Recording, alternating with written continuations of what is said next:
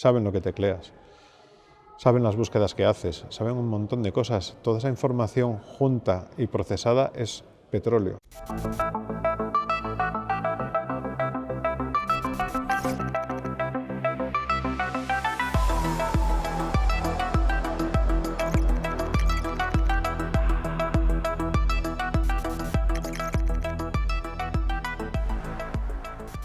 La gente no es consciente de que te bajas aplicaciones que das permisos de cámara, permisos de grabación de audio, permisos de geolocalización, permisos para mandarte información cuando a ellos les parezca. Son herramientas muy bien diseñadas precisamente para esto, ¿no? Para que tengan un uso masivo y al final cumplan su objetivo, que es recabar un mayor número de datos, sea el fin que sea. Exigen una cesión de derechos para que ellos puedan traficar con esa información. Google, Facebook, Amazon, Twitter, no es que sean empresas poco cuidadosas con los datos de sus usuarios.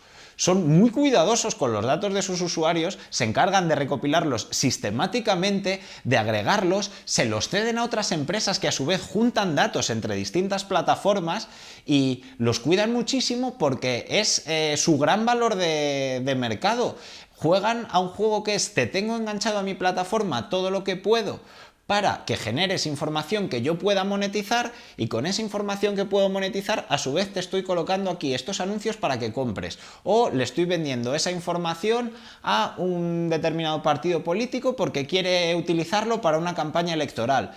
Ellos juegan a mantenerte enganchados y al mismo tiempo que te están manteniendo enganchados se están lucrando con tu enganche. Entonces no es un descuido, es un esquema cuasi perfecto y muy bien orquestado, pero muy bien orquestado. No se puede llamar, no se puede considerar que lo que hagan estas empresas sea un descuido. Es todo lo contrario, es un esquema maestro. Facebook, obviamente, con todo el tema de Cambridge Analytica, ellos dicen que fue accidental y que se arrepienten un montón, pero en mi opinión claramente fue intencionado. Más cuando la empresa que estaba detrás de Cambridge Analytica es Palantir, es Peter Thiel, fundador de PayPal, hay ahí un entramado. Lógicamente esto fue, en mi opinión, esto es opinión particular mía, que no representa a nadie. Esto fue una cena de: necesito los datos de toda esta gente para mi cliente que me va a pagar 200 millones de dólares. Dice: venga, pues buscamos ahí una triquiñuela dentro de la configuración para que los puedas sacar. Y luego nadie nos puede acusar de negligentes, sino de tontos. ¿Vale? Y por ser tonto no te mandan a la cárcel, pero por ser negligente sí. Me parece obsceno que Facebook sepa mi orientación sexual. ¿A qué le importa Facebook? Algo así. Porque le beneficia para sus anunciantes.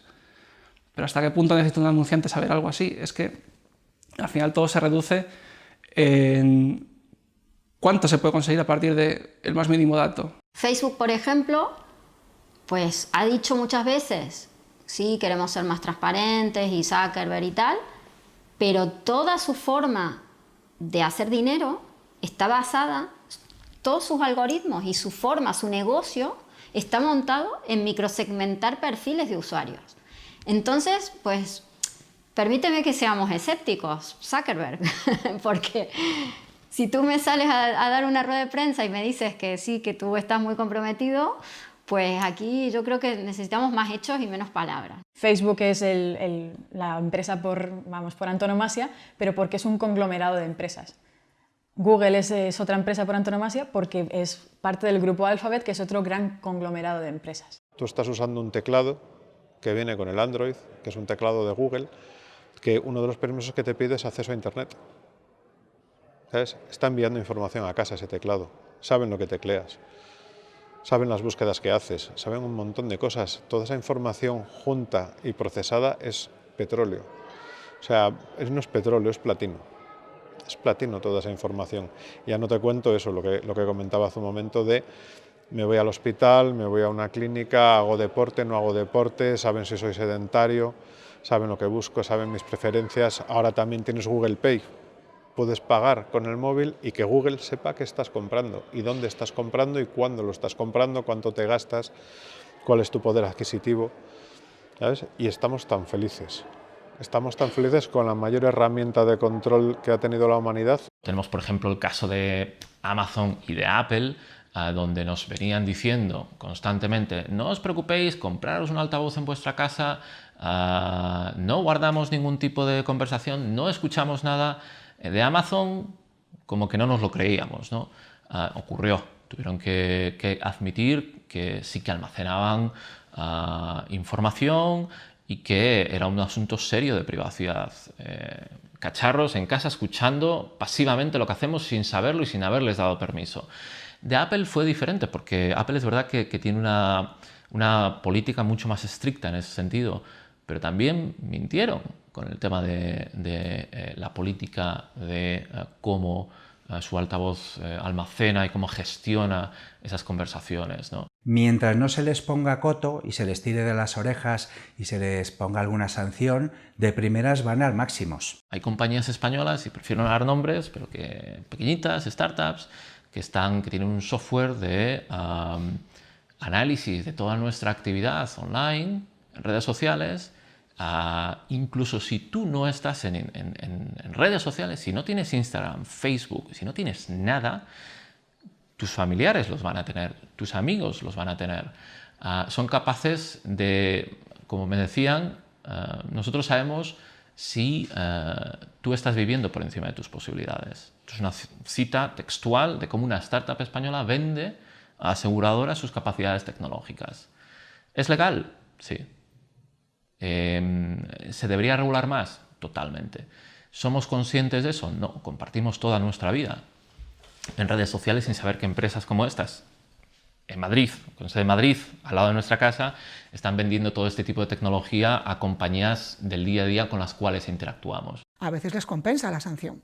Les compensa hacer lo que les da la gana porque la sanción les hace cosquillas. Y esto, desde luego, no supone una solución poner sanciones en las leyes.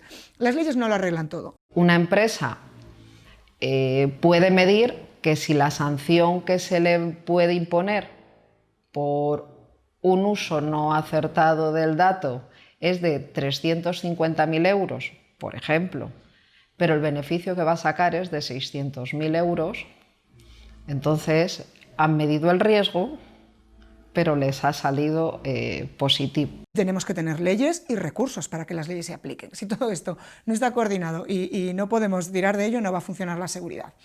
Es cierto que cuando tú compras un dispositivo y lo compras para una función concreta, con una finalidad concreta, tiene que prestar ese servicio concreto. Todo lo que haga, más allá de eso, que invada cualquiera de nuestros derechos fundamentales, será contrario a la ley. Yo creo que si hay una legislación y tú no puedes vender si no cumple determinada normativa, al final no le queda más narices a los desarrolladores que pasar por el aro de la seguridad, porque si no, no van a poder venderlo. No puedes vender un coche al que se le caen las puertas y va a más de 80. Pues no deberías poder vender aplicaciones ni terminales que no son seguros. Como sociedad necesitamos ya no solo concienciarnos, sino empezar a exigir a las empresas como movimiento social, ¿no? Una serie de presión social que sea capaz de mover legislaciones, que sea capaz de plantar cara, por ejemplo, a lobbies, de generar códigos de conducta,